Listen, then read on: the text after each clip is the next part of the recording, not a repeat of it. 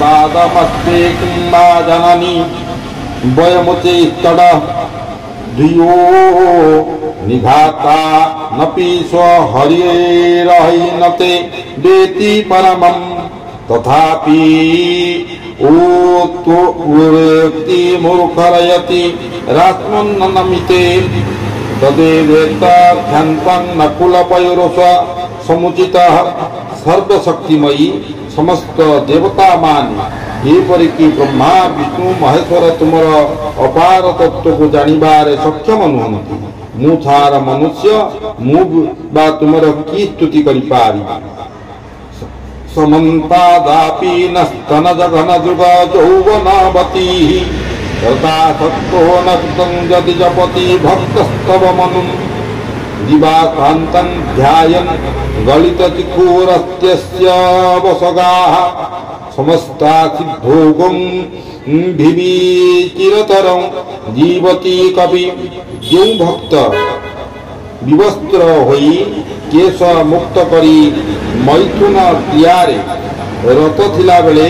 तुम मंत्र जप करे से समस्त क्षेत्र रे सिद्धि लाभ करी विद्या बुद्धि आयुष लाभ करिथाय समाह स्वस्ति भूतां जपति विपरीता यदि सदा विचिन्त्यस्तं ध्यायश्चय महाकाल सुरतमः तदा तस्य खेणी तल विरहमाणस्य विहुषः पराम्भोजे दशा हरवधु महासिद्धि निर्वाह हे जननी महाकालंक सहित तुमर विपरीत रति क्रीड़ा को जो भक्त ध्यान करे ओ तुमर मंत्र जप करे से सर्वसिद्धि लाभ करिथाय तुम भक्ति ही तुमर स्तुति निमंते विवश्य करुछि तेणु मोर अपराध को क्षमा कर कारण मु अज्ञ तुमको आराधना करिबा पई अक्षम प्रसूते संसारं जननी जगतं पालयति च समस्तं खीतवती प्रलयं समये संहरति च अस्वार्थं धात्वापि त्रिभुवनपति श्रीपतिरपि मोह महेशापि प्राय सकमपि किं स्तुति भवति अनेक सेवन्ते भव दधिक गिरिबाण निबहन् विमूढास्ते माता किमपि नहि जानाति परमं समराध्या माद्यं हरिहर विरन्त्यादि विद्धोः पवनोऽस्मि स्मेरं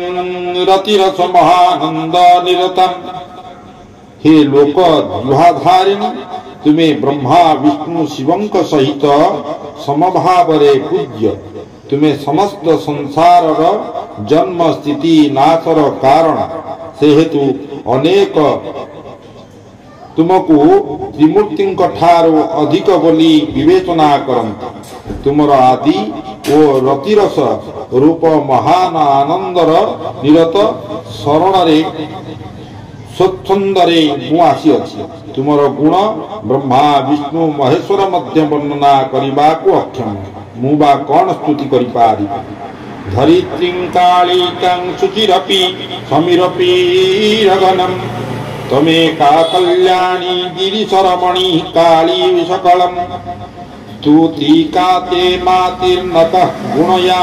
त्वया मम जनुः प्रसन्ना तुम भूया तव मनु न भूयानु न जनुः माँ अट्टहासिनी तुम्हें जलस्थल वायु अग्नि तथा शून्य पागन रे एवं संसार समस्त पदार्थ रे विद्यमान सुतरां की उपकरण द्वारा मु यही विश्वास विशाल शक्ति को आराधना करीबी हे मात तुम व्यतीत मोर के ही शरण नाहन दया करी मते उद्धार कर जहा फल मु पुनर्जन्म लाभ करीबी नाही श्मशानस्थ स्वस्था गलित विकुर दिकपट धर सहस्र सुरकणा निज गलित विटूण कुरु मम जपस्तस्व प्रत्येक मनुमपि ध्यानारितो महाकाली शैरे स भवति धरित्री परिवृतः हे जननी भक्त जदि उलग्न अवस्थारे केश मुक्त करी पवित्र आसन उपरे उपविष्ट होई तुमर मंत्र जप करे तुमर उपयुक्त आराधना करे से धनवान हुए राज्य लाभ करी अखंड राजस्व लाभ करिथाए।